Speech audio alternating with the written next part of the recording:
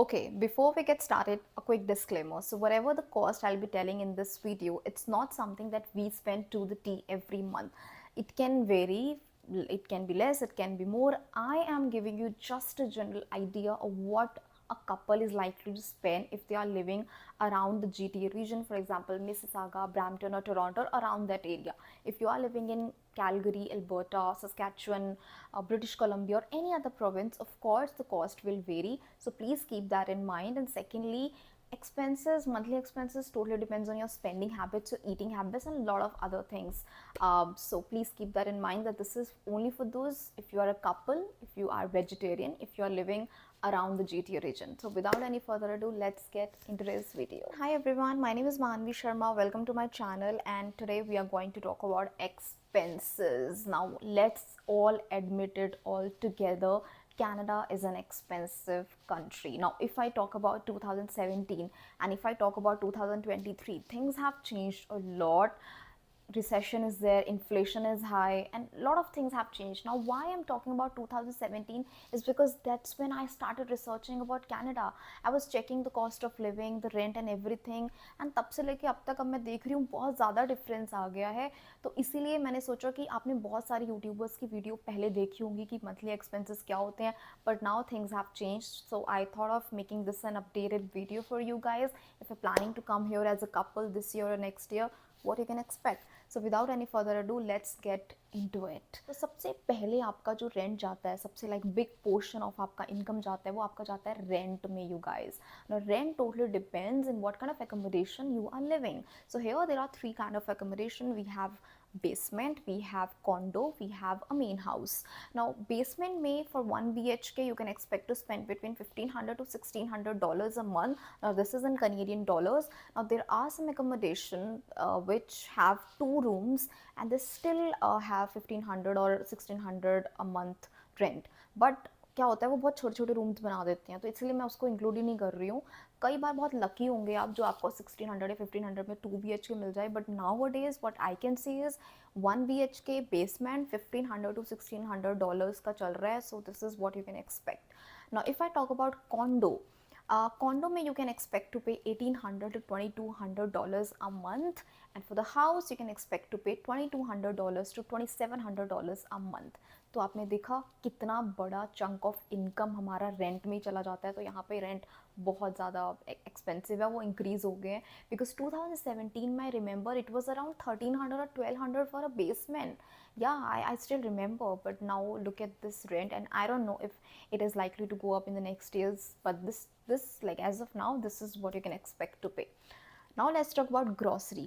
Now grocery totally depends on your eating habits, guys. If you are a person like who is like a big foodie, जिसको खाना बहुत पसंद है, जिसको नए नए खाने ट्राई करना बहुत पसंद है, of course आपकी कॉस्ट ज़्यादा होगी. If you have a kid, आपकी कॉस्ट ज़्यादा होगी. If you are a non vegetarian, आपकी कॉस्ट ज़्यादा होगी. Now I am giving an idea what an average in couple who is vegetarian and who likes to eat just simple basic food and fruits, उनका कितना खर्चा आ सकता है. तो expect to spend between I would say $200 to $300 a month. Now this is like my experience, what like we sometimes spend. Sometimes हमारा 150 आता है, sometimes 200, sometimes 250. So yeah, that's why I expect to spend between $200 to $300 a couple in a month अगर आप vegetarian हो, अगर आपका कोई बच्चा नहीं है तो. And then we talk about transportation. Transportation depends if you have a car or if you're commuting by public transportation. Now let's talk about car first of all. So car यहाँ पे आप लीज पे भी ले सकते हो, second hand ले सकते हो, फर्स्ट हैंड ले सकते हो. अगर आप कार यहाँ पे सेकेंड हैंड ले रहे हो तो मोस्टली लोग यहाँ पे अप फ्रंट पे कर देते हैं. तो expect to spend between $5,000 to $12,000. आपको कार आपको पैसे देने आपको मिल जाएगी. सेकेंड हैंड लोग अप फ्रंट ही पे करते हैं. If you are buying a car on lease और आप नई ब्रांड न्यू कार ले रहे हो तो उसमें आपको EMI भी देनी पड़ेगी, उसमें आपको इंश्योरेंस भी देना पड़ेगा, उसमें आपका फिर गैस का खर्चा भी आएगा per month.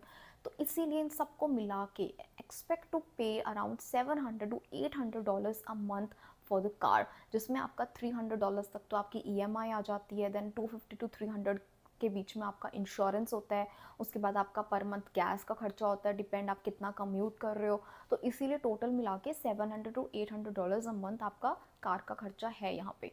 But if you are someone who commute by public transportation then of course the cost will vary. Public transportation के लिए आपका एक दिन का आने जाने का $7 to $8 लग जाता है. But if like you have two by a Presto card जो आपको किसी भी शॉपर्स ड्रग मार्ट से मिल जाएगा $10 से $11 का, उसमें आपको रिचार्ज कराना होता है. एंड अगर आप डेली ऑफिस जा रहे हो या डेली आप कम्यूट कर रहे हो, expect to spend between $250 to $300 a month for the public transportation. So this is an idea which I have given you for the public transportation. And अगर आप ऊबर ले रहे हो, लिफ्ट ले रहे हो, जो आप कभी कभार शायद लोगे भी विंटर्स में, तो उसका आपका $18 $20 या डिपेंड करता है आपकी लोकेशन पे, तो उतना लग जाता है. सो या now let's talk about phone bill. यहाँ पे बहुत सारे अलग अलग हैं कंपनीज, ब्रांड्स हैं फ़ोन के, जो आप कंपनीज आप जिनका सिम ले सकते हो. For example Fido, Rogers, Chatham. Now I'll talk about us. So expect to pay between $45 to $55 per person per month for your phone bill, जिसमें कि आपको 20 GB इंटरनेट मिलता है एक महीने का. Then you have unlimited calls within Canada. तो ये आप पे करते हो कम से कम $45 to $55 per person per month. India में बहुत सस्ता था यार, बहुत सस्ता था. यहाँ पे थोड़ा फ़ोन का मुझे एक्सपेंसिव लगता है. Then you have WiFi. Now बहुत सारे अकोमोडेशन होते हैं जिसमें वाईफाई इंक्लूडेड होता है.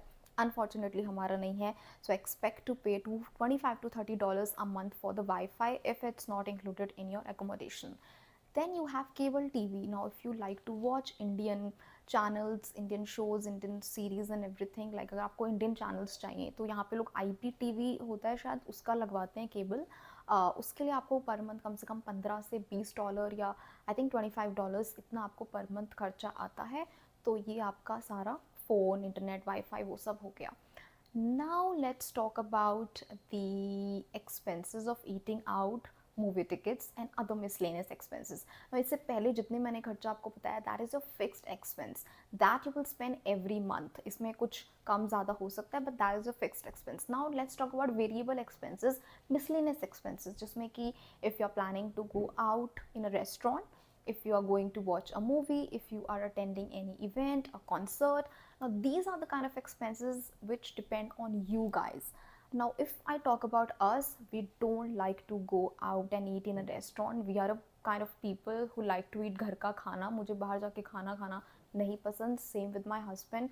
We go on very rare occasion, emergency situations, and that's about it. Same with the coffee. We are not a coffee person that much कि हम जा रहे हैं कॉफ़ी पी रहे हैं. हाँ, अगर मैं ऑफिस में हूँ तो मैं कॉफ़ी लाइक ऑब्वियसली यार, आप पूरा दिन ऑफिस में काम कर रहे हो, आप यहाँ पे इंडिया जैसा नहीं है कि आपको ट्रे में कोई चाय लेके आ रहा है, तो इसीलिए वहाँ पे आपको कॉफ़ी लेनी पड़ती है.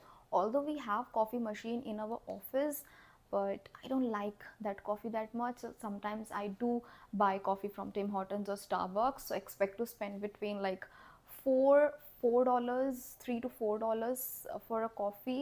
But अगर आप ये डेली पी रहे हो तो आप मल्टीप्लाई बाय 24 लगा लो, तो आप कितना खर्चा होगा आपका तो आपको देख लो.